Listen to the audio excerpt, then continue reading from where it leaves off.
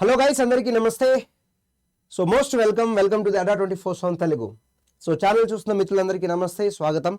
So ఈ particular సెషన్లో APSC group 2 so సంబంధించి మున్సిపల్ కమిషనర్ గ్రేడ్ 3 పోస్ట్కి సంబంధించి శాలరీ కావచ్చు, ప్రమోషన్ కావచ్చు, సో ఎలా ఉంటుంది, విత్ హ్యాండ్లో శాలరీ ఎంత వస్తుంది, ప్రమోషన్ మనకు ఎలా దొరుకుతుంది, సో ఇలాంటి అన్ని విషయాలను మనం కొద్దిసేపు ఈ వీడియోలో డిస్కస్ చేసే ప్రయత్నం చేద్దాము. అండ్ ఛానల్ చూస్తున్న మిత్రులు మాత్రం కంపల్సరీగా లైక్ చేయండి, షేర్ కూడా చేయండి. అండ్ కొత్తగా ఎవరైతే ఛానల్ చూస్తున్నారో మిత్రులు కంపల్సరీగా సబ్స్క్రైబ్ కూడా చేసుకోండి. ఒకవేళ మీ దగ్గర యాప్ అనేది లేకపోతే డిస్క్రిప్షన్లో యాప్ లింక్ ఉంటుంది. సో తద్వారా మీరు యాప్ని డౌన్లోడ్ చేసుకుంటే సో మన Adda24 తెలుగుకి సంబంధించిన సో ఫ్రీ కంటెంట్ ఉంటుంది. సో అది కరెంట్ అఫైర్స్ కావచ్చు, జాబ్ అలర్ట్స్ కావచ్చు, and news and articles, magazines, తర్వాత సబ్జెక్ట్ వైజ్ క్విజెస్, మీరు వీటన్నిటిని మీరు ఫ్రీగా పొందుకోవచ్చు అన్నట్టు. కాబట్టి సో యాప్ లేని వాళ్ళు మాత్రం డిస్క్రిప్షన్లో యాప్ లింక్ ఉంటుంది, దాని ద్వారా మీరు యాప్ని ఇన్స్టాల్ చేసుకోవచ్చు. రైట్, మనం సెషన్లోకి వెళ్దాం. ఫస్ట్ సో మీకు జాబ్ వస్తుంది, గ్రూప్ 2 జాబ్. గ్రూప్ 2లో so municipal commissioner grade 3 job అనేది వచ్చిన తర్వాత సో ఎలా ఉంటుంది అనే పాయింట్ని మనం డిస్కస్ చేసుకునే ప్రయత్నం చేద్దాం ఈ పర్టికులర్ పాయింట్ ఆఫ్ వ్యూలో. సో బేసికల్గా ఈ గ్రూప్ 2కి సంబంధించిన కొన్ని పోస్టులలో సో మనకు 2 months తర్వాత 1 year అలా కూడా ట్రైనింగ్ ఉంటుంది. కానీ సో ఈ మున్సిపల్ కమిషనర్ గ్రేడ్ 3కి సంబంధించిన మనం ట్రైనింగ్ పీరియడ్ కనుక మనం కన్సిడర్ చేస్తే సో సుమారుగా 45 days ని 50 days వరకు ఉంటుంది. 45 days నుంచి సో 50 days వరకు మనకు ట్రైనింగ్ పీరియడ్ ఉంటుంది. ఆ ట్రైనింగ్ పీరియడ్ అయిపోయినాక మనం జాబ్లో వస్తాం. అండ్ 2 years మాత్రం ప్రొబేషన్ పీరియడ్ ఉంటుంది. సో 2 years మాత్రం ప్రొబేషన్ పీరియడ్ అనేది మనకు కంపల్సరీగా సో ఉంటుంది అన్నట్టు. మరి 45 days ట్రైనింగ్ కూడా ఎలా ఉంటుంది? సో హ్యూమన్ రిసోర్స్ డెవలప్మెంట్ హెచ్ఆర్డికి సంబంధించింది మాత్రమే మనకు ట్రైనింగ్ ఉంటుంది ఈ 45 days కూడా. సో హ్యూమన్ రిసోర్స్ డెవలప్మెంట్ హెచ్ఆర్డికి సంబంధించిన ట్రైనింగ్ మాత్రమే మనకు కనిపిస్తుంది. ఇది మాత్రం డైరెక్ట్ 45 days ఉంటుంది ట్రైనింగ్, ఎక్కువ కూడా ఉండదు. మరి పర్టికులర్గా మనం తీసుకుంటే మనకు వచ్చే శాలరీ సో మేజర్గా ఇదే కదా ఇంపార్టెంట్. మనం ఏ ఉద్యోగం చేసినా దాంట్లో జీతం కోసమే చేస్తాం, అది one of the part. Satisfaction కూడా ఉండాలన్నట్టు. రైట్, నేను ఒకసారి మనం జీతం కనుక మనం తీసుకుంటే మనకు బేసిక్ పే తీసుకుంటే మాత్రం 29,760 రూపాయలు వస్తాయి బేసిక్ పే. సో ఈ బేసిక్ పేకి మనకు అలవెన్సెస్ వస్తాయి. మనకు డైలీ అలవెన్స్ అని, medical security, educational promotion, TA వస్తుంది, ట్రావెల్ అలవెన్స్ వస్తాయి మనకు, అండ్ తర్వాత హెచ్ఆర్ఏ వస్తుంది, house rent allowance, medical allowance అని, ఒక పెయిడ్ తర్వాత వెకేషన్ అలవెన్స్ అని, ఇలా రకరకాల అలవెన్స్ అన్నీ ఉంటాయి మనకు. సో ఇవన్నీ మనకు ఈ బేసిక్ పేకి యాడ్ అవుతూ ఉంటాయి అన్నట్టు. ఓకేనా? సో ఈ బేసిక్ పేకి దానిపైన మనకు ఎన్ని పర్సంటేజ్ మనకు కాంట్రిబ్యూషన్ అయ్యి సో మనం స్టార్టింగ్లో జాబ్లో జాయిన్ అయినప్పుడు మనకు నెలవారీగా జీతం సుమారుగా సో 45,000 నుంచి 50,000 వరకు మనకు జీతం అనేది వస్తుంది. సో బేసిక్ పే అనేది మనకు 29,760 రూపాయలు. దానిపైన మనకు సో అలవెన్సెస్ అన్నీ ఉంటాయి, పర్సంటేజ్ వైజ్గా ఉంటాయి. అంటే ఈ శాలరీలో మనకు ఫర్ ఎగ్జాంపుల్ ఇప్పుడు డిఏ 10% అనుకుందాము. సో ఇక్కడ ఉన్న శాలరీలో 10% అన్నట్టు. అట్లా సో మనకు డిఏ కానీ, టీఏ కానీ, హెచ్ఆర్ఏ కానీ, మెడికల్ అలవెన్సెస్, పెయిడ్ అలవెన్సెస్ ఈ అన్నీ మనకు యాడ్ అయ్యి బేసిక్ పేలో అయినాక మనకు నెలవారీ జీతం వచ్చేసేసి సో స్టార్టింగ్ మనం ఎక్కగానే 45,000 నుంచి సో 50,000 వరకు మనకు జీతం అయితే రావడం జరుగుతుంది. ఇది శాలరీకి సంబంధించిన సో విషయాలు మనం మాట్లాడుకుందాం. నెక్స్ట్ మరి ప్రమోషన్స్ మనకు ఎలా దొరుకుతాయి? సో ఈ పర్టికులర్ పాయింట్ ఆఫ్ వ్యూలో మనకు ప్రమోషన్ అనేది సో ఎలా దొరుకుతుంది? సో ఒకసారి చూద్దాం. మనం గ్రూప్ 2 ఆఫీసర్ కదా, సో మనం గ్రూప్ 2 రాస్తున్నాము. సో మనం గ్రూప్ 2 ద్వారా మనకు వచ్చే జాబ్ ఏంటిదంటే మున్సిపల్ కమిషనర్ గ్రేడ్ 3 వస్తుంది. ఒకవేళ మీరు గ్రూప్ 1 ద్వారా తీసుకుంటే సో గ్రూప్ 1 ద్వారా తీసుకుంటే మాత్రం మున్సిపల్ కమిషనర్ గ్రేడ్ 2 వస్తుంది. ఇది గుర్తుపెట్టుకోండి. సో గ్రూప్ 2 ద్వారా తీసుకుంటే మున్సిపల్ కమిషనర్ గ్రేడ్ 3గా మనం అపాయింట్మెంట్ అవుతాము. అదేవేళ మీరు గ్రూప్ 1 ద్వారా కనుక మీకు జాబ్ కనుక వస్తే మాత్రం మీరు సో మున్సిపల్ కమిషనర్ గ్రేడ్ 2కి మీరు అపాయింట్మెంట్ అవ్వడం జరుగుతుంది. ఈ రెండు వేరియేషన్. సో మనం గ్రూప్ 1 పాయింట్ ఆఫ్ వ్యూలో మాట్లాడుతున్నాం, గ్రూప్ 2 పాయింట్ ఆఫ్ వ్యూలో మాట్లాడుతున్నాం కాబట్టి సో ఫస్ట్ పొజిషన్ మనకి వెళ్ళేది ఏంటిదంటే మున్సిపల్ కమిషనర్ గ్రేడ్ 3కి వెళ్తాం మనం. సో మున్సిపల్ కమిషనర్ గ్రేడ్ 3 తర్వాత మనకు వచ్చే promotion so municipal commissioner grade 2 తర్వాత 1 by 1 so municipal commissioner grade 1కి వస్తాము. తర్వాత so SG special grade municipal commissioner అవుతాం అన్నట్టు. మనం స్పెషల్ గ్రేడ్ మున్సిపల్ కమిషనర్ అవుతాం. సో తర్వాత తీసుకుంటే సెలక్షన్ గ్రేడ్ మున్సిపల్ కమిషనర్ అవుతాం. సో దెన్ మనకి ఇక్కడ వచ్చే promotion regional director, so then additional director, and తర్వాత తీసుకుంటే కమిషనర్. దాని మున్సిపల్ కమిషనర్ గ్రేడ్ 3 వేరు, కమిషనర్ వేరు. సో మనం గ్రూప్ 2 ద్వారా మనం గ్రూప్ 2 ద్వారా ఏదైతే ఈ పర్టికులర్ జాబ్లో మనం చేస్తూ ఉంటామో, గ్రూప్ 2 ద్వారా ఎక్కడైతే మనం మున్సిపల్ కమిషనర్ గ్రేడ్ 3కి మనం ఎంటర్ అవుతామో, సో మనం ఎక్కడ వరకు వెళ్ళొచ్చు అంటే నాన్న, సో రీజనల్ డైరెక్టర్ వరకు, దాంతోపాటుగా అడిషనల్ డైరెక్టర్ వరకు వెళ్ళొచ్చు మనం. Regional director, so additional director వరకు వెళ్ళొచ్చు. డిపెండ్స్ అపాన్ చాలా ఉంటుంది నాన్న. సో ఏజ్ ఉండొచ్చు, కమ్యూనిటీ ఉండొచ్చు, అండ్ వర్క్ పొజిషన్ ఉండొచ్చు, ఇవన్నీ ఉంటాయి అన్నట్టు, ఇవన్నీ ఉంటాయి. ఇప్పుడు ఫర్ ఎగ్జాంపుల్ మన స్టేట్స్లలో 44 year వరకు ఎలిజిబిలిటీ ఉంటుంది ఎగ్జామ్కి.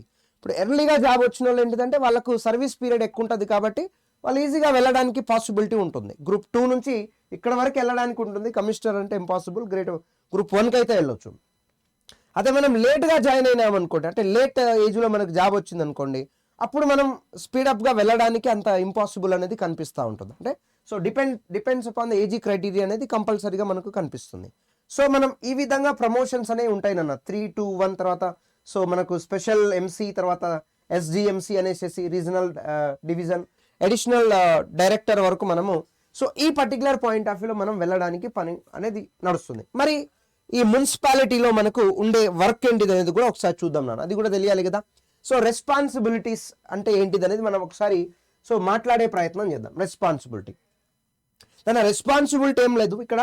సో డిఫరెంట్ వింగ్స్ ఉంటాయి మనకు. డిఫరెంట్ వింగ్స్ ఉంటాయి. అడ్మినిస్ట్రేషన్ ఉంటుంది, రెవెన్యూ వింగ్ ఉంటుంది, public health and sanitation wing, accounts కానీ, ఇంజనీరింగ్ కానీ, టౌన్ ప్లానింగ్ కానీ, అర్బన్ పావర్టీ ఎలివియేషన్ అని ప్రతి ఒక్క దానికి హెడ్ ఉంటారు. ఇప్పుడు అడ్మినిస్ట్రేషన్ మున్సిపల్ దాంట్లో అడ్మినిస్ట్రేషన్ హెడ్ ఉంటారు, రెవెన్యూకి హెడ్ ఉంటారు.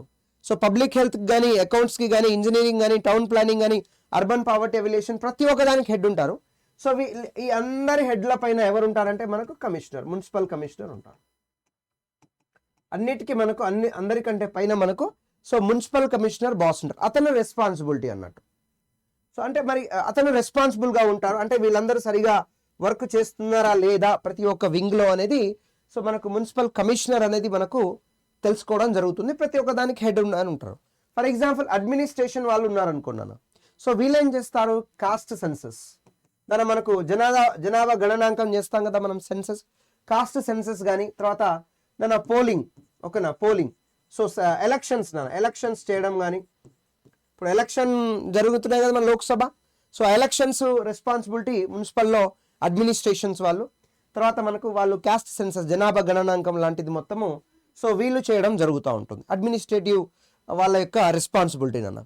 ఫర్ ఎగ్జాంపుల్ రెవెన్యూ తీసుకున్నాం అనుకోండి, ఆ పర్టికులర్ మున్సిపాలిటీలో, ఓకేనా, ఆ కమిషనరేట్ కావచ్చు, ఆ మున్సిపాలిటీ కావచ్చు. సో దాంట్లో ఈ రెవెన్యూ కనుక తీసుకుంటున్న బిల్డింగ్స్ ఉంటాయి కదా, సో వాటన్నిటికీ ట్యాక్స్ని వీళ్ళు కలెక్ట్ చేయడం జరుగుతుంది. రెవెన్యూ వాళ్ళు సో ట్యాక్స్ అనేది కలెక్ట్ చేయడం జరుగుతూ ఉంటుంది. That is one of the కన్సిడరేషన్గా మనం తీసుకుంటా ఉంటాం. ఓకేనా, వన్ ఆఫ్ ది కన్సిడరేషన్గా మనం తీసుకుంటా ఉంటాం. తర్వాత so public health and sanitation అన్న. సో పబ్లిక్ హెల్త్ శానిటేషన్ ఇప్పుడు పొద్దుగాల మన ఇంటికాడికి చెత్తబండి వస్తుంది. సో చెత్తబండి వస్తుంది, తర్వాత ఊకే వాళ్ళు వస్తారు, తర్వాత బ్లీచింగ్ పౌడర్ వేస్తూ ఉంటారు, మోరీలు సాఫ్ చేస్తూ ఉంటారు, డ్రైనేజ్ సిస్టమ్ ఏదైనా ప్రాబ్లం అయినా వస్తూ ఉంటారు. సో ఇదంతా పబ్లిక్ హెల్త్ అండ్ శానిటేషన్ అన్న. సో ప్రజల యొక్క ఆరోగ్య రక్షణ అనేది కల్పించాలి. ఎలా కనిపిస్తారు, సో ఆ పర్టికులర్ మనకు మున్సిపల్కి సంబంధించిన ఏదైనా సో నాలాలు కానీ, డ్రైనేజ్ సిస్టమ్ కానీ అదంతా శానిటేషన్ చేయడం, పరిశుభ్రత చేయడం అనేది వీళ్ళు తీసుకుంటూ ఉంటారు. తర్వాత అకౌంట్స్ నాన్న. సో అకౌంట్స్ అంటే ఏంటిది, ఇప్పుడు ఫర్ ఎగ్జాంపుల్ ఒక మున్సిపాలిటీ ఉందనుకుందాం నాన్న, ఆ మున్సిపాలిటీ యొక్క అకౌంట్స్ని మొత్తము సో వీళ్ళు చూస్తూ ఉంటారు. బడ్జెట్ కావచ్చు, ఇప్పుడు బడ్జెట్ ఎట్లా మనకు, ఫర్ ఎగ్జాంపుల్ ఈ పర్టికులర్ ఫినాన్షియల్ ఇయర్లో ఈ మున్సిపాలిటీలో మనం ఏమేమి చేయాలి, సో ఎంత ఖర్చు చేయాలి, ఏదైనా మనం డ్రైనేజ్ కానీ, తర్వాత నాలాలు కానీ, రోడ్లు కానీ అలాంటివి ఉంటాయి కదా, వాటికి డబ్బులే మనం ఎంత ఖర్చు చేయాలనేది వాళ్ళు మొత్తం బడ్జెట్ ఎక్స్పెండిచర్ వేస్తూ ఉంటారు. అండ్ దాంతో పాటుగా మనకి ఎంత అమౌంట్ వస్తుంది, మనకు ఆ పర్టికులర్ మున్సిపాలిటీకి ఇక్కడ ట్యాక్స్ రూపంలో ఎంత అమౌంట్ వస్తుంది, మనం ఈ పర్టికులర్ సంవత్సరం మనం ఎంత ఖర్చు చేయాలి అనే పాయింట్ అన్నిటిని మనకు సో అకౌంట్స్ వాళ్ళు చూసుకుంటూ ఉంటారు నాన్న.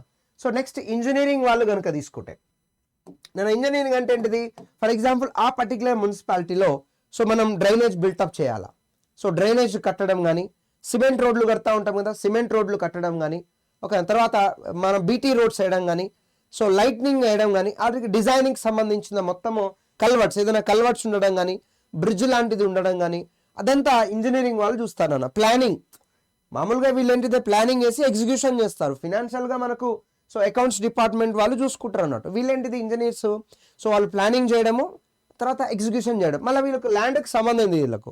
సో ల్యాండ్ వాళ్ళు వేరే వాళ్ళు ఇస్తారు నాన్న ల్యాండ్ కానీ. సో వేరే వాళ్ళు సర్వే చేసి ల్యాండ్ మొత్తము ప్లానింగ్ అంతా తీసుకొని ఇంజనీరింగ్ వాళ్ళకి ఇస్తే ఇంజనీరింగ్ వాళ్ళు ఎగ్జిక్యూషన్ చేస్తారు అన్నట్టు. ఫర్ ఎగ్జాంపుల్ టౌన్ ప్లానింగ్ నాన్న. టౌన్ ప్లానింగ్ ఫర్ ఎగ్జాంపుల్ మనకు ఒక బిల్డింగ్ కట్టాలి నాన్న, మున్సిపల్ బిల్డింగ్ ఏదైనా ఒకటి మున్సిపాలిటీలో పార్క్ కానీ కమర్షియల్ కాంప్లెక్స్ కానీ అలాంటి ఏదైనా బిల్టప్ చేయాలనుకోండి, మనకు ల్యాండ్ కావాలి. ల్యాండ్ కావాలన్నప్పుడు ఏం చేస్తారన్న, టౌన్ ప్లానింగ్ ఆఫీసర్స్ ఎవరైతే ఉంటారో సో వాళ్ళు ల్యాండ్ అక్విజిషన్ చేస్తారన్నట్టు. అది గవర్నమెంట్ ల్యాండ్ ఉంటే గవర్నమెంట్ దాంట్లో కట్టేస్తారు. సో గవర్నమెంట్ లేదనుకుంటే ప్రైవేట్ దగ్గర సో ల్యాండ్ కొనుక్కొని అక్కడ సో ప్లానింగ్ చేయడం, టౌన్ ప్లానింగ్ అదంతా చేయడం వీళ్ళు చేస్తూ ఉంటారు. సో ఈ టౌన్ ప్లానింగ్ని గవర్నమెంట్ తరపు నుంచి ఎగ్జిక్యూషన్ చేయాల్సింది ఎవరు, మనకు ఇంజనీర్స్ వచ్చేసేసి సో గవర్నమెంట్ తరపున మనకు ఎగ్జిక్యూషన్ అనేది చేయడం జరుగుతుంది అన్న వాళ్ళది. తర్వాత so urban poverty and alleviation అంటాం నాన్న. అర్బన్ పావర్టీ ఎలివియేషన్ అంటే ఏం లేదు నాన్న, బిలో పావర్టీ లైన్ ఉంటారు కదా, బీపీఎల్ ఉంటారు కదా. సో దారిద్ర్య రేఖకు దిగువన ఉన్న ప్రజలు ఎవరైతే ఉంటారో నేను వాళ్ళను అబోవ్ బీపీఎల్కి తీసుకురావడం కోసము సో డిఫరెంట్ ప్రోగ్రామ్స్ చేయడం జరుగుతుంది అన్నట్టు. ఇప్పుడు వాళ్ళకు ఫుడ్ సరిగా ఉండదు, సో వాళ్ళకు ఫుడ్ ప్రొవైడ్ చేయడం, షెల్టర్స్ లాంటివి.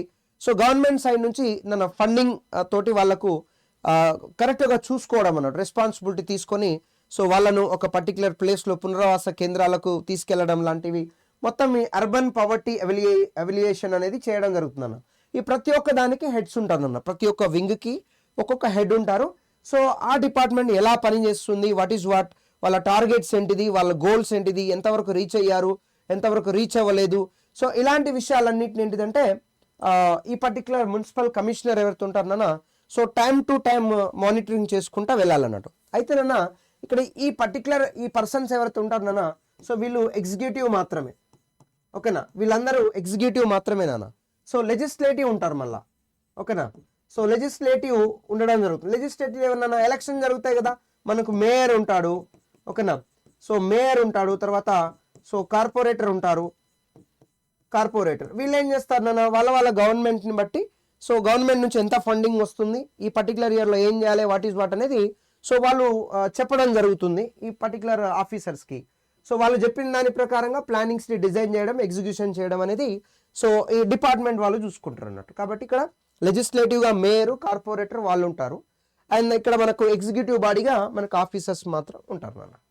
సో ఇది మున్సిపల్ కమిషనర్స్కి సంబంధించిన రెస్పాన్సిబిలిటీ కావచ్చు, సో ప్రమోషన్స్ కావచ్చు అండ్ సాలరీ కావచ్చు నాన్న. ఓకేనా, అర్థమైందని అనుకుంటున్నాను.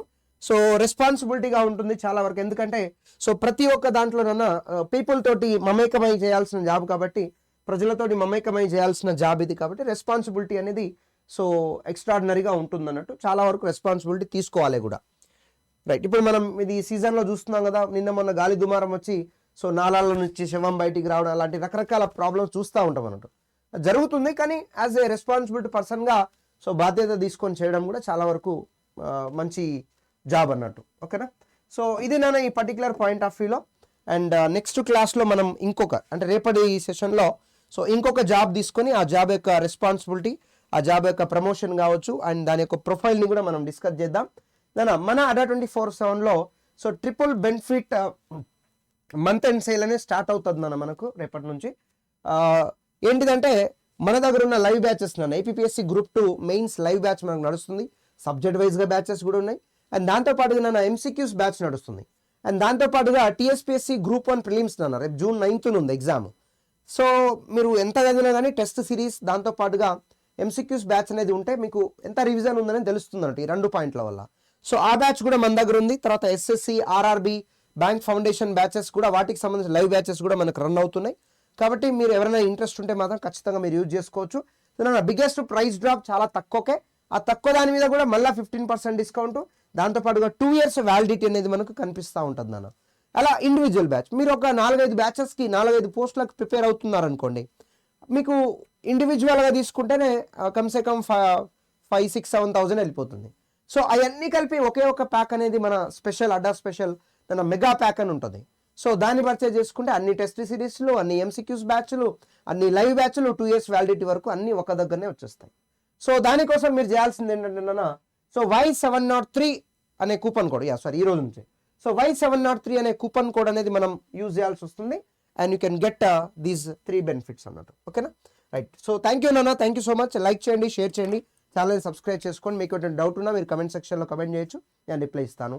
సో రేపు మళ్ళీ ఇంకో పోస్ట్ తోటి దాని యొక్క ప్రొఫైల్ తోటి మళ్ళీ మనము కలుసుకునే ప్రయత్నం చేద్దాం. Thank you that and by by, have a nice day.